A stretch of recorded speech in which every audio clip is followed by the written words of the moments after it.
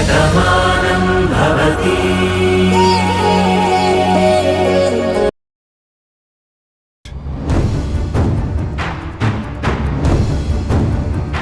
Doctor, Radha ఈ హాస్పిటల్లో ఉందని మాకు ఫోన్ వచ్చింది. తను ఎక్కడుంది? ఐసీయూలో ఉన్నారు. తన పరిస్థితి చాలా క్రిటికల్గా ఉంది. ఏం మాట్లాడాలనుకున్నా తొందరగా మాట్లాడండి.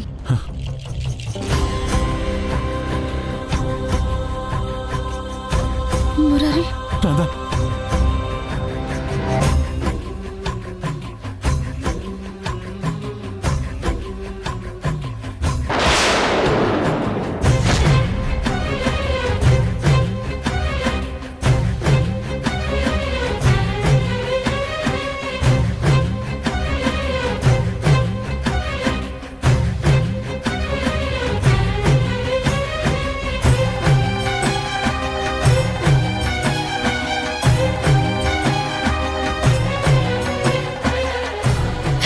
ఎందుకు మురారి ఏడుస్తున్నావు?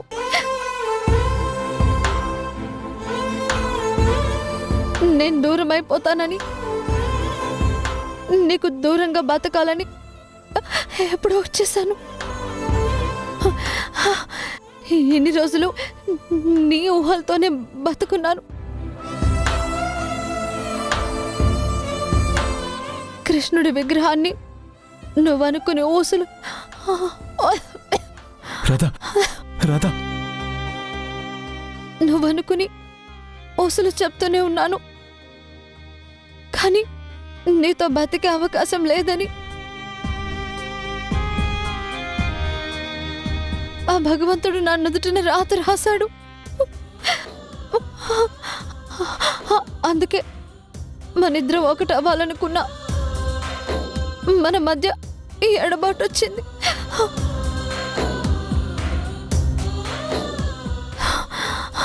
నా జీవితానికి ముగింపు వచ్చేసింది. లేదు లేదు రాధా, అలా మాట్లాడకు.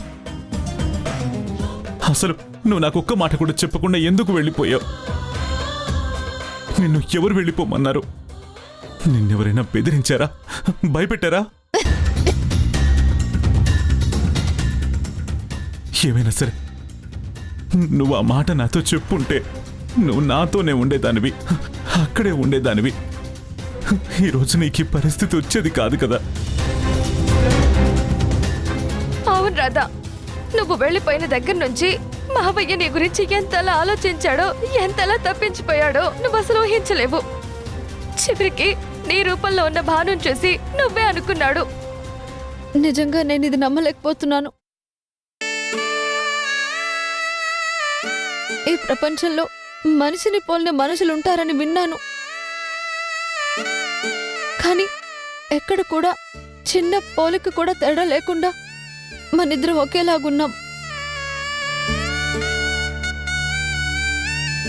నేను మురారి గారికి కనిపించేసరికి నాకు నేనేంటో అర్థం ఏంటో నాకు తెలియని పరిస్థితుల్లో ఉన్నాను. అప్పుడు నేనే రాధ అనుకుని వాళ్ళు చాలా భ్రమపడ్డారు. రాధగా నాకు అన్ని విషయాలు గుర్తు చేయడానికి తనెంతో ప్రయత్నించారు, కానీ నాకు గుర్తుకు రాలేదు.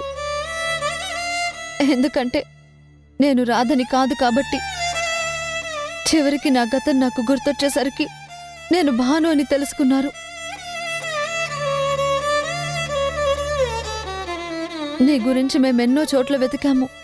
నువ్వు మా అన్నయ్య ఆఫీస్లోనే పనిచేస్తున్నావని తెలిసి మురారి గారు వాళ్ళు అక్కడికి వచ్చారు, కానీ అప్పటికే నువ్వు అక్కడి నుంచి వెళ్ళిపోయావని తెలిసింది.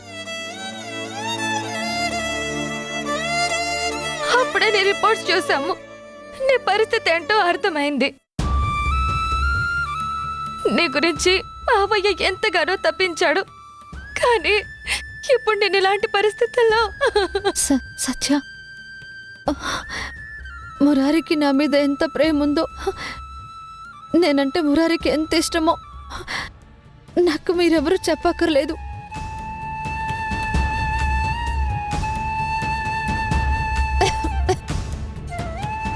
మురారి తన ప్రాణం కంటే ఎక్కువగా నన్ను ప్రేమించాడని, తన ఊహల్లో నేనే ఉంటానని, తన ఊపిరిగా నేనే ఉంటానని నాకు తెలుసు.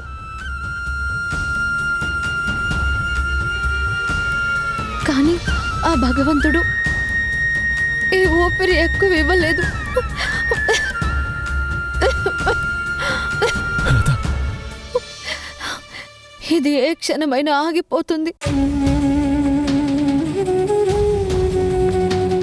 మురారి, ఈ కన్ను ఇంకాసేపట్లో మూతబడిపోతుంది.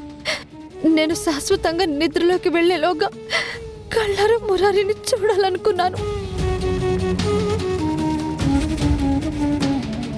నా చివరి చూపు మురారిని చూస్తూ ఆ రూపాన్ని నా కళ్ళల్లో బంధించుకొని కన్ను మూయాలనుకున్నాను.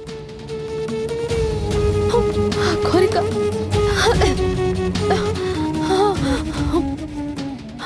ఆ కోరిక ఎక్కడ నెరవేరదోనని ఎంతో భయపడ్డాను. కానీ ఇప్పుడు కళ్ళారా చూశాను. ఈ జన్మకి ఈ ఆనందం చాలు. నేను చూసిన నా చివరి చూపు నా మురారి.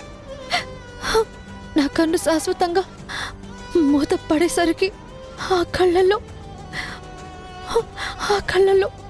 నీ రూపం మాత్రమే ఉంటుంది. నువ్వు అలా మాట్లాడకు రాధా, అలా మాట్లాడకు. నువ్వు అలా మాట్లాడుతుంటే వినడానికి చాలా కష్టంగా ఉంది. నువ్వు లేని జీవితాన్ని నేను ఊహించుకోలేను. నువ్వు నాతోనే ఉండాలి.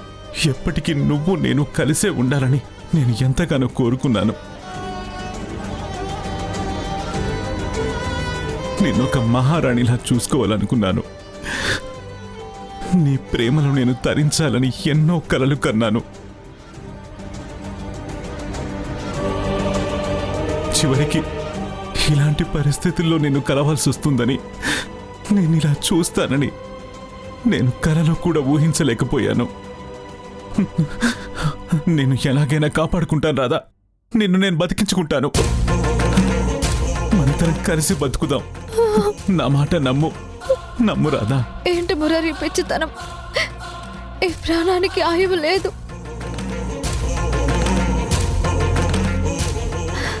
ఇంకొన్ని క్షణాల్లోనే శాశ్వతంగా నిన్ను వదిలి వెళ్ళిపోతుంది. ఈ గుండె నిన్ను చూడాలని కొట్టుకుంటుంది. నిన్ను చూసేసాను కాబట్టి ఈ గుండె కొట్టుకోవడానికి చాలా బరువుగా అనిపిస్తుంది. అవును, నేను వెళ్ళిపోయినా నా ఊహ నీతోనే ఉంటుంది. నీ ఊపిరిగా నేనుంటాను. అందులో ఎలాంటి సందేహం లేదు. నీతో బతకలేకపోయినా ఎన్ని రోజులు నీ ఊహలో బతికాను. ఇక మీదట నీతో ఊహగానే బతికే ఉంటాను. అందులో ఎలాంటి సందేహం లేదు. కానీ ఇప్పుడు నాకు చాలా ఆనందంగా ఉంది మురారి. నా ప్రాణం తిరిగి రాదని నాకు తెలుసు. నేను బతకలేను అని తెలుసు. కానీ ఇలా చివరిసారి నిన్ను చూస్తూ నీ చేతుల మీదుగా నేను వెళ్ళి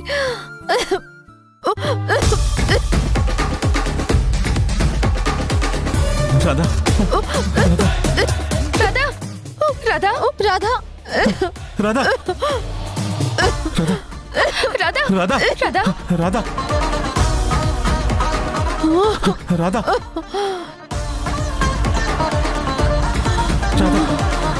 ఏమైంది రాధా? రాధా, ఏమైంది రాధా? రాధా, డాక్టర్, రాధా, రాధా, ఏమైంది రాధా?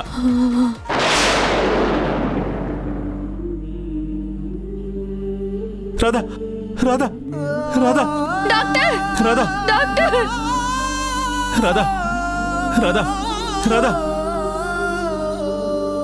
రాధా, రాధా, డాక్టర్, డాక్టర్ చూడండి డాక్టర్.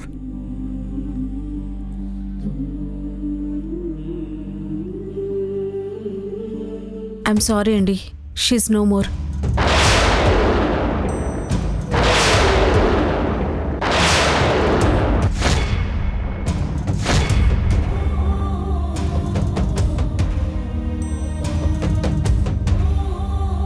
రాధా, రాధా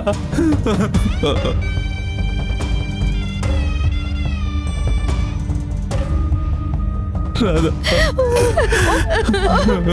రాధా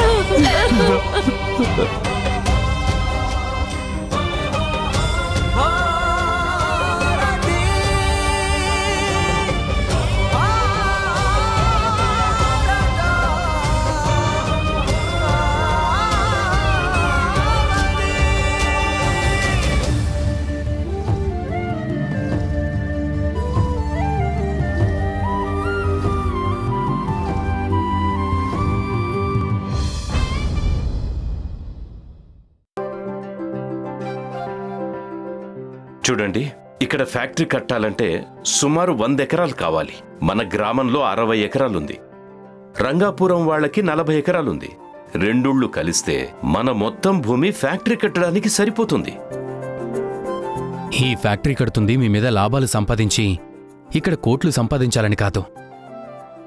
సొంత ఊరికి ఏదో ఒకటి చేయాలన్న సంకల్పంతో ఇక్కడి ఫ్యాక్టరీ కట్టాలనుకుంటున్నాం. మీరందరూ ముందుకొచ్చి భూములిస్తే తప్పకుండా తొందరలోనే ఫ్యాక్టరీ పూర్తి చేస్తాం. ఇక్కడున్న వాళ్ళకి ఉద్యోగాలు వస్తాయి. యువత ఎంతోమంది ఉపాధి కోసం వేరే ఊర్లు వెళ్తున్నారు. అలాంటి వాళ్ళందరికీ సొంత ఊర్లోనే ఉద్యోగాలు వచ్చేలా నేను చూస్తాను. జిల్లా అధికారిగా మీ నాన్నగారు, ఒక వ్యాపారవేత్తగా మీరు ఈ ఊరి గురించి ఎంత చేశారో మా అందరికీ తెలుసు. మీ చెల్లెలు బానమ్మ వల్లే ఇక్కడ మైనింగ్ వచ్చింది. మీ వల్ల ఫ్యాక్టరీ వచ్చి ఉద్యోగాలు వస్తాయంటే కాదనడానికి ఏముంది?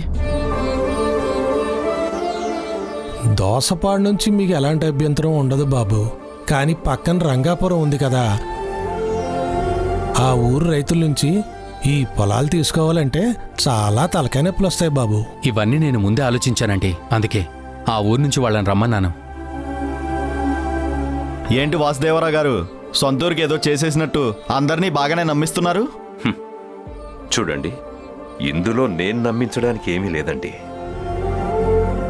ఈ ఊరి కోసం నేనెంత పాటుపడ్డానో, ఈ ఊరు బాగు కోసం ఈ జిల్లా అధికారిగా నా పై అధికారులతో నేనేమేం మాట్లాడానో మీ ఊరంతటికీ తెలుసు. అందుకే ప్రభుత్వం మన ఊరిని ప్రత్యేకంగా గుర్తుపెట్టుకుని కొన్ని అభివృద్ధి పనులు చేపట్టింది. దాంతోపాటుగా నా కొడుకు కూడా ఇక్కడొక ఫ్యాక్టరీ కట్టి అందరికీ ఉపాధి కల్పించాలనుకున్నాడు. దానికి మీ సహకారం కూడా కావాలి.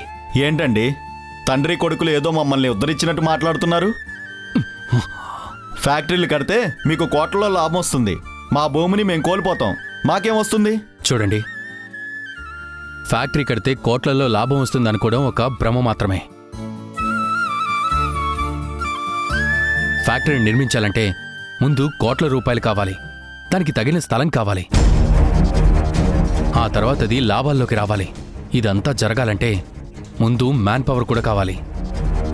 అందుకే ఒక ఫ్యాక్టరీ వచ్చిందంటే ముందు ఉపాధి వస్తుంది. తర్వాత యజమానికి ఎంత లాభాలు వస్తాయనేది ఎవరూ చెప్పలేరు. అంటే మీ ఊరు జనాలను నమ్మించినట్టే మా చెవులో కూడా పూలు పెడదాం అనుకుంటున్నావా? అరే, మీరేం మాట్లాడుతున్నారండి? నా కొడుకేం చెప్తున్నాడు, మీరేం మాట్లాడుతున్నారు? మీరు ఆగండి నాన్న. మీరు మాట్లాడితే ఈ జిల్లా అధికారిగా మాట్లాడతారు. నేను మాట్లాడితే ఇక్కడ ఫ్యాక్టరీ నిర్మించేది నేనే కాబట్టి వాళ్ళకి నేనే సమాధానం చెప్తాను. ఇది స్వార్థంతో చేస్తుంది కాదు, ఊరి మీద మమకారంతో చేస్తున్నది. అందుకే మీరు ఈ సంకల్పం గురించి అలా తప్పుగా మాట్లాడటం కరెక్ట్ కాదు.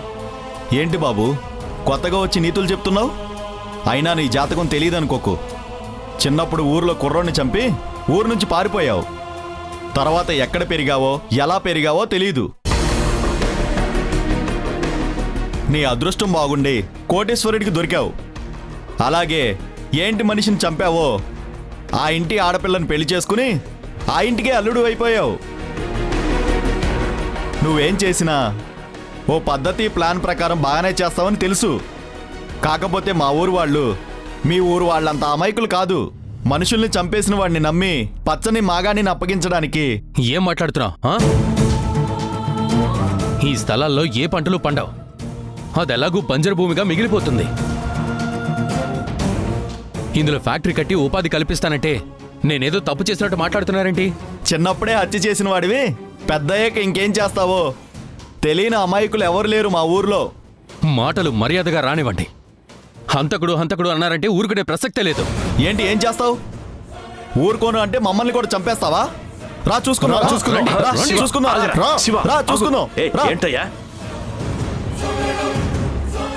ఆగు. చూడండి అన్న, నేనున్నాను కదా, నేను మాట్లాడతాను. ఆగు. చూడండి, మీరిక్కడికి గొడవ పడ్డానికి వచ్చారని నాకు అర్థమవుతోంది. ఏం చేయాలో ఎలా చేయాలో మేము తర్వాత ఆలోచిస్తాం.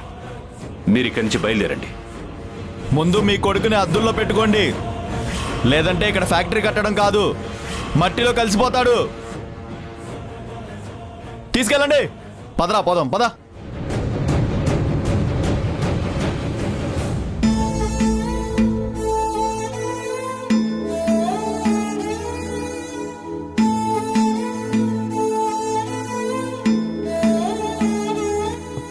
భాను, ఊరుకో అమ్మా. ఆ అమ్మాయికి అలా అవుతుందని ఎవరూ అనుకోలేదు కదా. రాధ కనిపిస్తుంది, మురారి ప్రేమ చిగురుస్తుంది అని అందరం ఆశపడ్డాం. కానీ చివరికి ఇలాంటి మాటలు వినవలసి వస్తుందని, తను అందర్నీ వదిలేసి వెళ్ళిపోతుందని ఎవరు ఊహిస్తారు చెప్పు? కానీ రాధని అలా చూస్తే నాకెంతో బాధ అనిపించింది అత్తయ్య. తను మాట్లాడుతున్న మాటలు వింటుంటే మురారి గారు తట్టుకోలేకపోయారు. ఆయన్ని కంట్రోల్ చేయడం ఎవరి వల్ల కాలేదు. చివరికి అలా చూస్తూ చూస్తూ ఉండగానే రాధ ఊపిరి ఆగిపోయింది. ఆ క్షణాన్ని తలుచుకుంటేనే ఇప్పటికీ నాకు భయంగానే ఉంది. భాను, మురారి రాధని ఎంతగా ప్రేమించాడో తన మాటల్లోనే మనందరికీ అర్థమైంది. తను ఎదురవ్వాలని, తన జీవితంలో తను ఉండాలని మురారి ఎంతగానో కోరుకున్నాడమ్మా. మన ఇంటి ఫంక్షన్కి వచ్చినప్పుడు కూడా మాతో కూడా అదే మాట్లాడాడు. ఆ రోజు వాసు కూడా ధైర్యం చెప్పాడు. తప్పకుండా నీకు రాధ కనిపిస్తుంది, మళ్ళీ మీరిద్దరూ సంతోషంగా ఉంటారని చెప్పాడు. అదే జరిగితే జన్మంతా మీకు రుణపడి ఉంటానండి అని మురారి అన్నాడు. అప్పుడే అర్థమైంది తను ఎంత గొప్ప ప్రేమికుడో. మనస్ఫూర్తిగా ప్రేమించిన మనిషి కళ్ళ ముందే కళ్ళు మూసిందంటే అది తట్టుకోవడం ఎంత కష్టంగా ఉంటుందో నేను ఊహించగలను. పాపం మురారి అనుక్షణం రాధ గురించి ఆలోచించేవాడు, రాధ గురించి తప్పించేవాడు. రాధ తనతో వచ్చేస్తుందని, తనతోనే ఉంటుందని ఎంతో ఆశపడ్డాడు. కానీ చివరికి తనని చూసిన చూపే చివరి చూపు అవుతుందని ఊహించలేకపోయాడు. ఇప్పుడు మురారి ఎంతలా బాధపడుతున్నాడో నేను ఊహించగలను. అవును భాను, మురారి ఊరెళ్ళిపోతానంటే నువ్వెలా ఊరుకున్నావు? పాపం సత్య అతన్ని ఎలా ఓదార్చగలదు? ఇక్కడికి తీసుకురావాల్సింది కదా. నేనెంతగానో చెప్పాను అత్తయ్య, ఇప్పుడు మీరు ఊరు వెళ్ళొద్దు, ముందు మా ఇంటికి రండి, అక్కడ 2-3 రోజులు ఉన్నాక కొంచెం కుదుట పడ్డాక వెళ్దురు అన్నాను. కానీ మురారి గారు నా మాట వినిపించుకోలేదు. రాధ లేదు అన్న నిజాన్ని నేను తట్టుకోలేకపోతున్నాను. నేను ఇప్పుడు ఎక్కడికి రాలేను, వెంటనే ఊరు వెళ్ళిపోవాలి. రాధకు అంత్యక్రియలు కూడా అక్కడే చేయాలని రాధ బాడీని తీసుకుని వాళ్ళు వెళ్ళిపోయారు. ఈ పాటికి అక్కడ కార్యక్రమాలు కూడా పూర్తయిపోయి ఉంటాయి. కానీ ఇవన్నీ చూస్తూ ఉంటే ఒక మనిషికి ఇంత కష్టం వస్తుందా? ఎంతగానో అభిమానించే మనిషిని దేవుడు మరీ ఇంతలా పరీక్ష పెడతాడా అని తలుచుకుంటేనే చాలా బాధగా ఉందత్తయ్య. భాను, నువ్వు అలా ఎమోషనల్ అవటం కరెక్ట్ కాదు.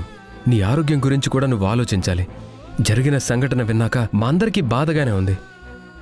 కానీ నువ్వు ఇలా బాధపడుతూ ఉంటే నీకు ఏమవుతుందోనని భయం వేస్తుంది. నాకేం జరుగుతుందండి? నాకేం కాదు. కానీ ప్రాణం కన్నా రాధను ఎక్కువగా చూసుకున్న మురారి గారి పరిస్థితి ఇప్పుడెలా ఉంటుందోనని ఆలోచిస్తేనే నాకు ఏడుపు వస్తుంది. చూడు భాను, కాలం మనందరికన్నా చాలా గొప్పది. అలా జరిగితే ఎలా ఉంటామని జరగకముందు భయపడతాం. జరిగిపోయిన తర్వాత కాలం దాన్ని మర్చిపోయేలా చేస్తుంది. కాలంతో పాటు సాగిపోయేలా మనిషి మనసుని మారుస్తుంది. అదేనమ్మా కాలానికున్న గొప్పతనం. మెల్లమెల్లగా మురారి కూడా రాధని మర్చిపోతాడు. నువ్వు దీని గురించి ఇంతకన్నా ఎక్కువగా ఆలోచించుకో. అవునమ్మా, తను ఊరు వెళ్ళాడు కదా, అక్కడ వాళ్ళ అమ్మ, అక్క, మేనకోడలు అందరూ పక్కనే ఉండి చూసుకుంటారు. తనని ఎంతగానో ఇష్టపడే ఆ ఊరి జనం కూడా తనని బాగు చేయడానికి ట్రై చేస్తారమ్మా. అంతమంది అక్కడ ఉన్నారు కాబట్టి మురారికి ధైర్యం వచ్చేలా వాళ్లే చేస్తారు. నువ్వు మాత్రం ఈ విషయంలో ఎక్కువగా ఆలోచించకు. నీ ఆరోగ్యం పాడు చేసుకోకమ్మా. అరే కార్తీక్, తనను లోపలికి తీసుకెళ్ళు. లోపలికెళ్ళు. పదబాను.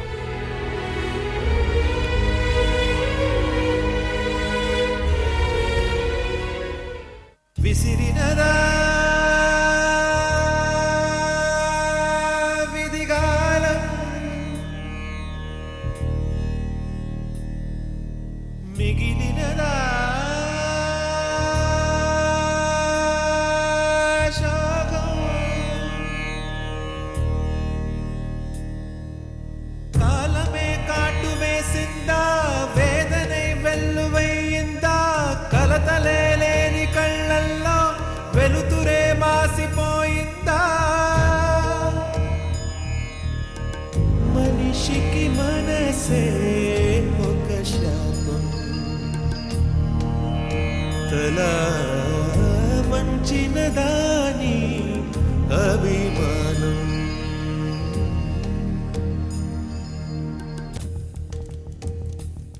ఆయుష్యేవేంద్రియే ప్రతిష్టతి సామ సదాశివ దేవత పరిపూర్ణ అనుగ్రహదా సిద్ధిరస్తు. చెప్పు నాయనా, అర్చన అభిషేకమా? నా భార్య మళ్ళీ నన్ను కలవాలి పంతులు గారు. ఏం చేస్తే మంచి జరుగుతుందో అదే చేయండి.